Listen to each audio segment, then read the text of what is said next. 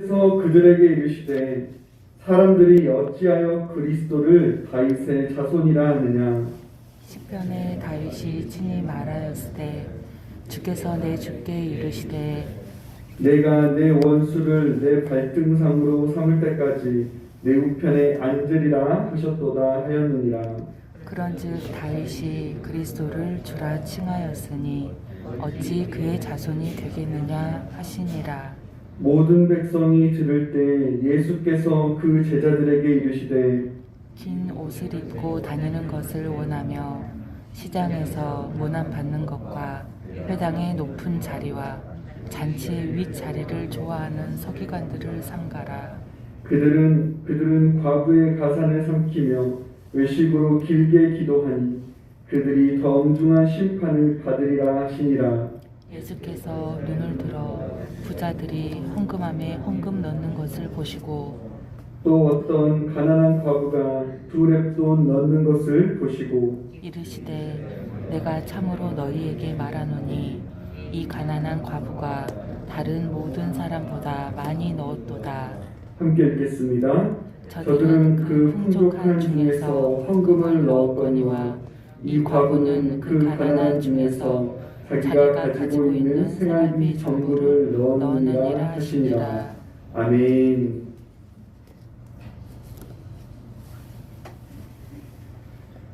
오늘 본문은 성전에서 종교 지도자들과 예수님 사이에 주고받는 대화의 마지막 부분입니다.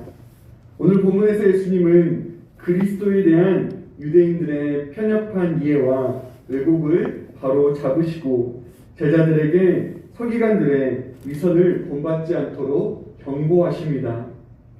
41절부터 44절에서 예수님은 메시아의 정체성과 권위에 대한 질문을 통해 유대인들의 잘못된 이해를 바로 잡으십니다.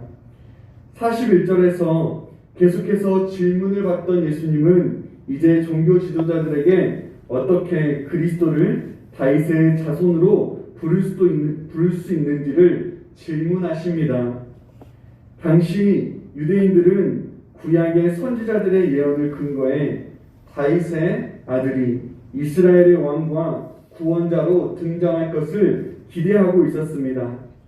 하지만 예수님은 시편 110편 1절을 인용하시며 종교 지도자들의 편협한 이해를 깨뜨리십니다. 시편 110편은 다윗의 메시아 예언시입니다.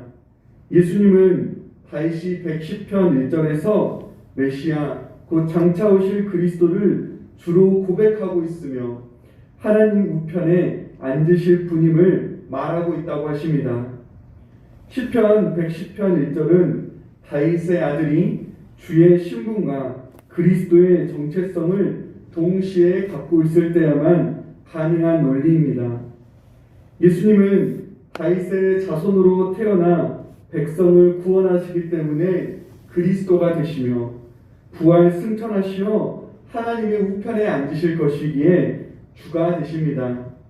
예수님께서는 다윗의 자손인 사람으로 오셨을 뿐 아니라 신적인 존재 곧 하나님도 되시는 분이십니다. 예수님은 이 질문을 통해 다윗의 자손으로 오실 그리스도께서 유대인만을 위한 것이 아니라 열방의 주가 되시며 혈통적인 지상의 다윗 왕국이 아닌 온 세상을 구원하시고 모든 인류를 위한 하나님의 나라를 세우실 것임을 일깨워 주십니다. 여기서 우리는 자신이 생각하는 예수님이 아닌 성경이 증언하는 예수님을 믿고 따라야 함을 배우게 됩니다. 신자는 예수님을 자신의 생각으로 제한하는 오류를 범해서는 안 될 것입니다. 신자는 자신의 생각이 아닌 성경이 증언하는 예수님을 믿는 것입니다. 예수님은 100% 사람이 되시고 100% 하나님이 되시는 분이십니다. 참 사람이시고 참 하나님이 되시는 예수님은 한 개인이나 한 국가를 구원하시기 위해 오신 분이 아닙니다. 예수님은 온 인류를 구원하시고 하나님의 나라를 세우시기 위해 오셨으며 십자가의 죽음과 부활을 통해 구원을 성취하셨고 장차 다시 오는 날 하나님의 나라를 완성하실 것입니다.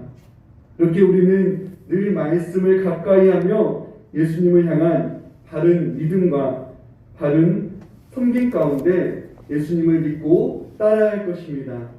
이를 기억하시고 늘 말씀을 가까이 하시며 예수님을 향한 바른 믿음 가운데 바르게 섬겨가시는 모든 성도님들 되시기를 소원합니다. 45절부터 47절에서 예수님은 제자들에게 서기관들의 위선을 경고하십니다. 46절에서 예수님은 서기관들을 삼가라고 하십니다. 여기서 삼가다라는 단어는 조심하다, 경계하다의 의미로 예수님은 제자들에게 서기관들의 행위를 경계할 것을 경고하십니다. 예수님은 제자들이 경계해야 할 서기관들의 모습을 4가지로 말씀하십니다. 첫째로 서기관들은 긴 옷을 입기를 원했습니다. 당시 서기관들이 입고 다니던 정복은 길고 늘어진 형태의 옷으로 그들의 명예와 존귀함을 상징했습니다. 둘째로 서기관들은 시장에서 인사받는 것을 좋아했습니다. 여기서 말하는 인사는 아부와 아첨이 숨긴 과장된 친송을 담긴 인사를 의미합니다. 또한 서기관들은 회당의 높은 자리와 잔치의 윗자리를 좋아했습니다. 이러한 서기관들의 모습은 그들의 오만함과 교만함을 보여주고 있습니다. 그들은 철저히 계산된 방식으로 사람들이 많이 모이는 장소를 선호하고 영광받기를 추구하던 자들입니다. 예수님은 서기관들의 이러한 오만함과 교만함 외에 그들의 탐욕 문제를 또한 언급하십니다. 47절 말씀을 여러분이 한번 읽으시겠습니다. 누가복음 20장 47절 말씀 읽겠습니다. 그들은 과부의 가산을 삼키며 외식으로 길게 기도하니 그들이 더 엄중한 심판을 받으리라 하시니라. 아멘. 그들은 율법의 전문가들로서 율법의 정신인 이웃 사랑을 긍휼의 마음으로 실천해야 했지만 오히려 과부의 재산을 삼키는 자들이었습니다. 당시 남성 중심의 사회에서 남편을 잃은 과부는 공동체와 종교 지도자들의 보호가 없이는 생존하기 어려웠습니다.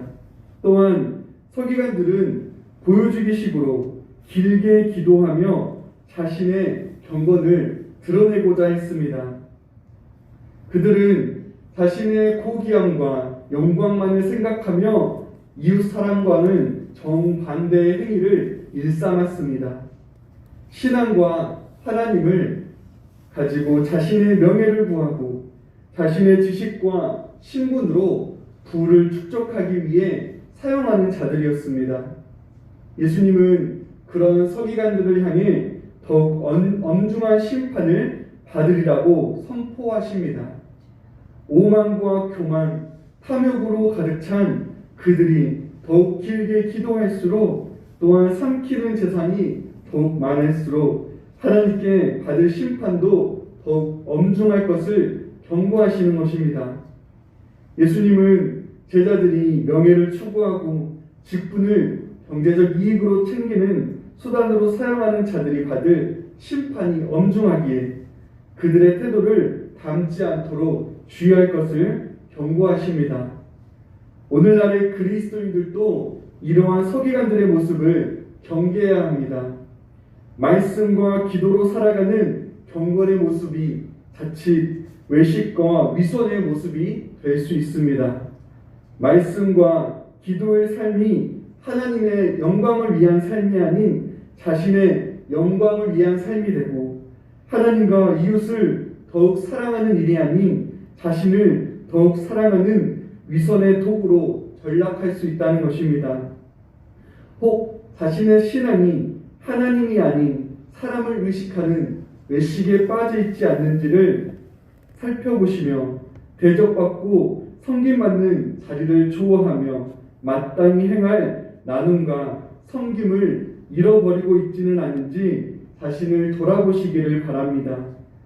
신앙의 외식을 경계하시고 하나님과 이웃을 더욱 사랑하며 자신을 겸손히 낮추고 섬김의 삶을 살아가시는 모든 성도님들 되시기를 소원합니다. 서기관들의 죄와 운명을 언급하신 예수님은 21장 1절부터 4절에서 부자의 헌금과 가난한 과부의 헌금을 비교하여 말씀하십니다. 예수님은 부자들이 성전에서 헌금하는 모습을 보시고 이어 가난한 과부가 2렙돈을 헌금하는 것을 보셨습니다. 당시 렙돈은 가장 작은 가치의 동전이었습니다. 렙돈은 노동자의 하루 품삯의 약 100분의 1의 가치로 부자의 돈에 비하면 보잘것없는 액수였습니다. 하지만 예수님은 이 가난한 과부가 다른 모든 사람보다 더 많이 넣었다고 말씀하십니다. 부자들은 풍족한 중에 헌금했지만 가난한 과부는 궁핍함 가운데서 소유한 모든 생활비 전부를 넣었기 때문입니다. 본문 21장 4절 말씀을 여러분이 한 번 더 읽으시겠습니다. 21장 4절 읽겠습니다. 저들은 그 풍족한 중에서 헌금을 넣었거니와 이 과부는 그 가난한 중에서 자기가 가지고 있는 생활비 전부를 넣었느니라 하시니라. 아멘. 가난한 과부는 어떻게 살 것인지를 계산하지 않고 생활에 필요한 모든 것을 드렸습니다. 한 렙돈을 드릴 수 있었으나 과부는 자신이 가진 전부를 드렸습니다. 그녀의 헌신은 하나님을 향한 믿음을 대변해주고 있습니다. 예수님은 이처럼 헌물의 가치가 금액에 있는 것이 아니라 헌신과 희생의 크기로 평가됨을 가르치십니다. 여기서 예수님께서 주시는 교훈을 모든 재산을 헌금하는 것만이 귀하고 값진 헌금임을 보여주는 것이라고 보기는 어렵습니다. 그보다 크고 많음보다 하나님을 향한 진실함과 진심이 담긴 헌물이 가장 크고 귀한 것이며 자신의 전부를 드리는 것이 값지고 귀한 헌신임을 예수님은 가르치고 계십니다. 동시에 자신의 전부를 드린 가난한 과부의 헌신은 제자들이 수용하고 따라야 할 모델이 됩니다. 앞서 백성의 존경과 부러움을 받는 종교 지도자들의 모습은 경계의 대상이 되지만 자신의 전부를 드린 과부의 모습은 제자도의 모델이 됩니다. 이러한 모습은 사람을 의식하고 하나님을 성공의 도구로 사용하는 자들은 결코 따라할 수 없는 값진 헌신입니다. 이러한 과부의 헌신은 하나님을 온전히 의지하지 않고서는 할 수 없는 값진 헌신이 됩니다. 이처럼 남을 의식하지 않고 하나님을 향한 기쁨과 자원의 마음으로 드리는 모든 헌신은 값지고 귀한 헌신이 됩니다. 이를 기억하시고 신앙과 헌금 생활에 있어 진실한 감사와 믿음으로 자신의 전부를 하나님께 드리는 귀한 헌신의 삶을 살아가시는 모든 성도님들 되시기를 간절히 소원합니다. 기도하시겠습니다. 하나님 아버지, 말씀을 통한 예수님을 향한 바른 인식과 믿음으로 주와 그리스도가 되시는 예수님을 믿고 참된 구원과 참된 신앙으로 살아가게 하여 주시옵소서. 우리의 신앙과 경건의 삶이 외식하는 모습이 아닌 하나님을 의식하는 가운데 사랑과 겸손으로 살아가게 하여 주시고 진실한 고백으로 자신을 하나님 앞에 드리는 귀한 헌신의 삶 살아가는 모든 주의 백성들 되게 하여 주시옵소서. 하나님, 이 시간도 하나님 앞에 나와 기도하게 하시니 감사합니다. 하나님 앞에 겸손히 엎드리게 해주시고 기도하는 가운데 때를 따라 돕는 하나님의 은혜로 충만케 되는 시간이 되게 하여 주시옵소서. 감사드리며 예수님의 이름으로 기도드리옵나이다. 아멘.